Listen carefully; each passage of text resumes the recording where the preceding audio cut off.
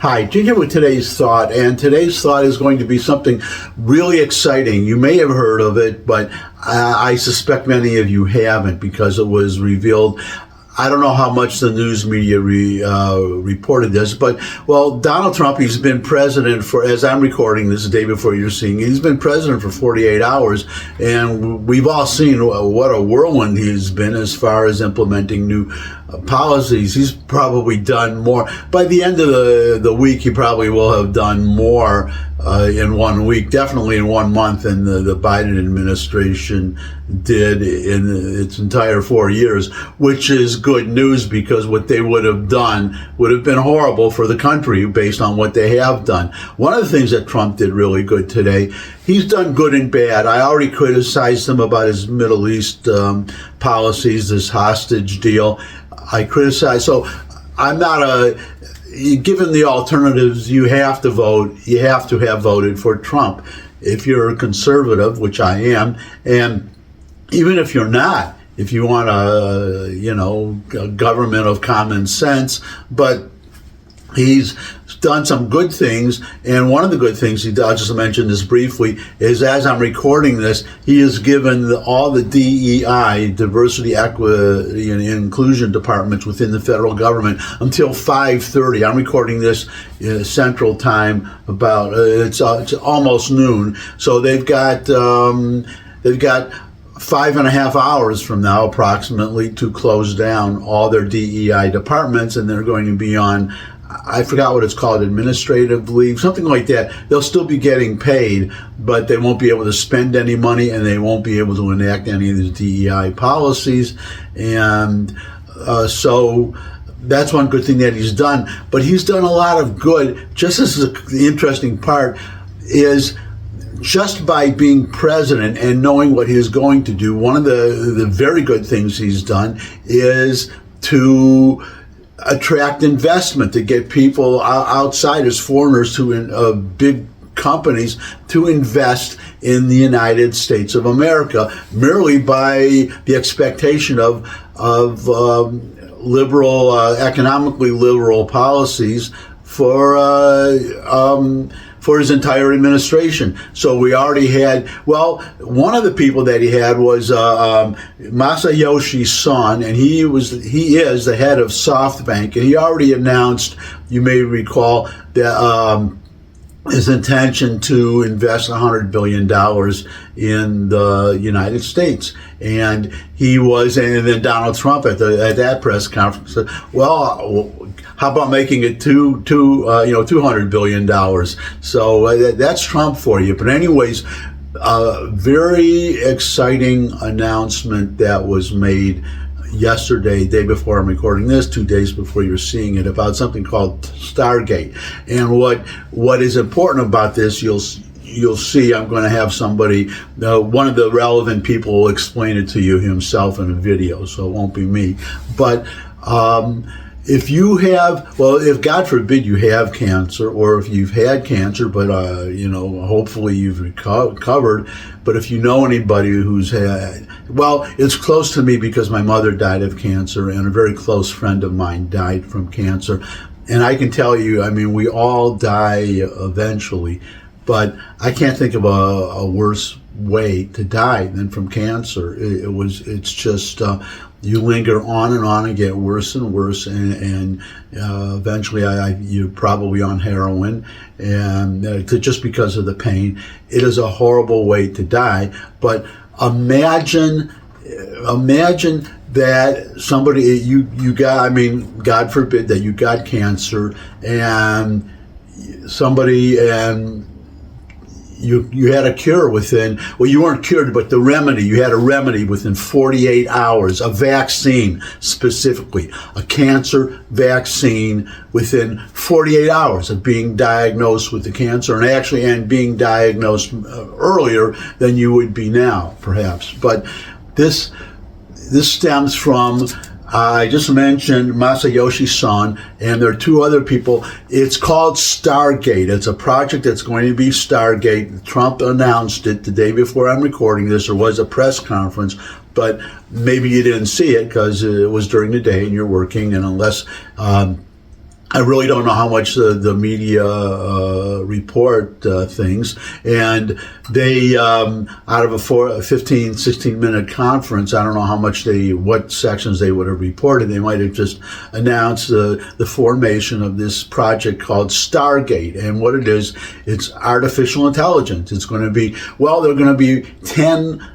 They're already building one in Texas, one of the buildings. There's going to be a total of 10, I believe. It's going to, never mind what I'm going to talk or have somebody talk about in a moment, but it predicted to create 100,000 new jobs. So good right there. But this is, the total will be $500 billion of investment. And one of the things that this artificial intelligence will make possible, they expect to make possible, is a cancer vaccine. A vaccine that can, if you have cancer, you're administered this vaccine. And, well, you know what? I'm going to let, the three people involved, okay, is this Masayoshi Son. I have to keep looking at this to refer to it. The other two people are Sam Altman of OpenAI, you may have heard of him, and Larry Ellison, he's been around for a long time, Larry Ellison of Oracle. So it's these three people, a triumvirate, I guess you could say, that working together. And what is the federal role? Because Trump is he's announcing the investment, but he's also announcing a government role in all of this. And the government role is simply this: to stay out of the way.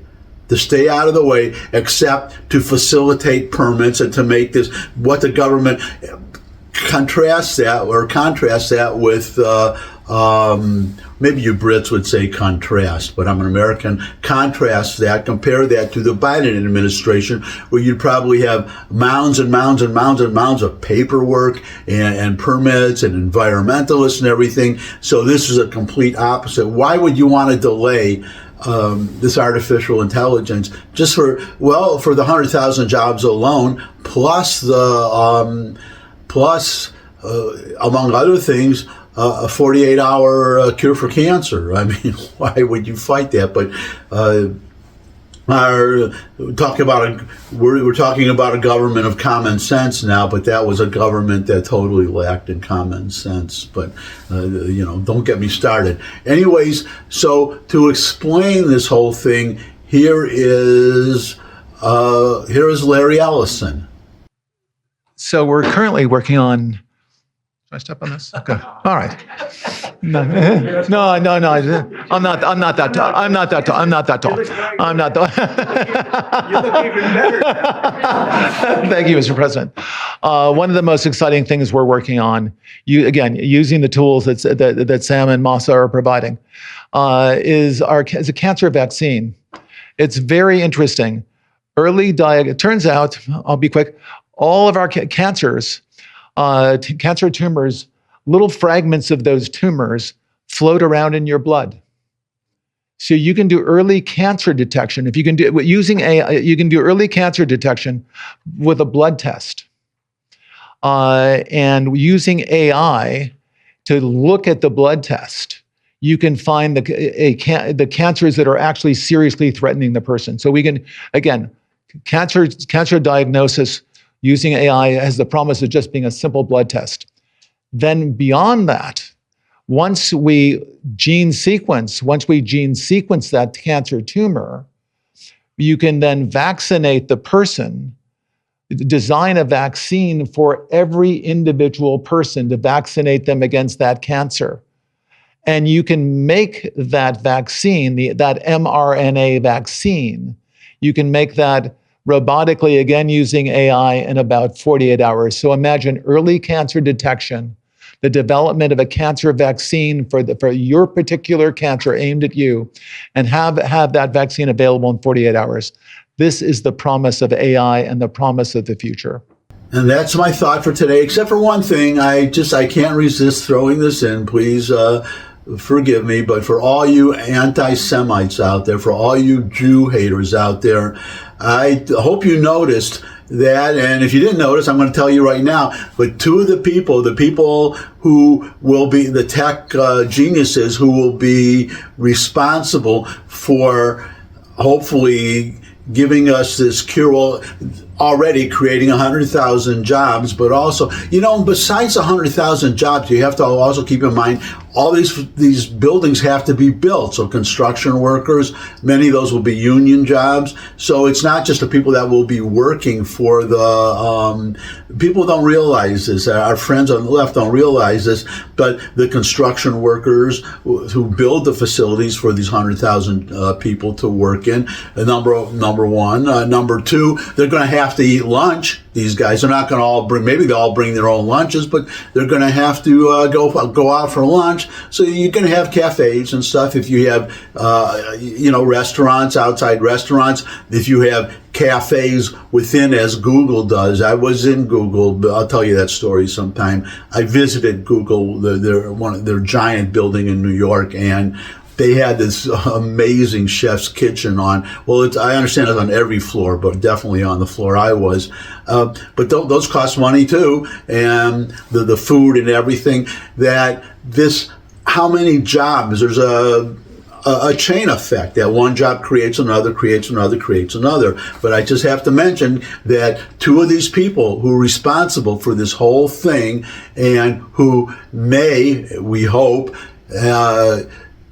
come up with make possible a cure within 48 hours of getting diagnosed with cancer. They're Jewish, okay? Ellison is a Jew and Altman is a Jew, okay? So you Jew haters out there, if you really hate Jews that much, well, if that cure becomes available and you have cancer, well, just don't take it, Don't take it because it was created by Jews. And best of luck to you. And that's because I don't wish ill on anybody. Well, except for terrorists and certain obvious exceptions.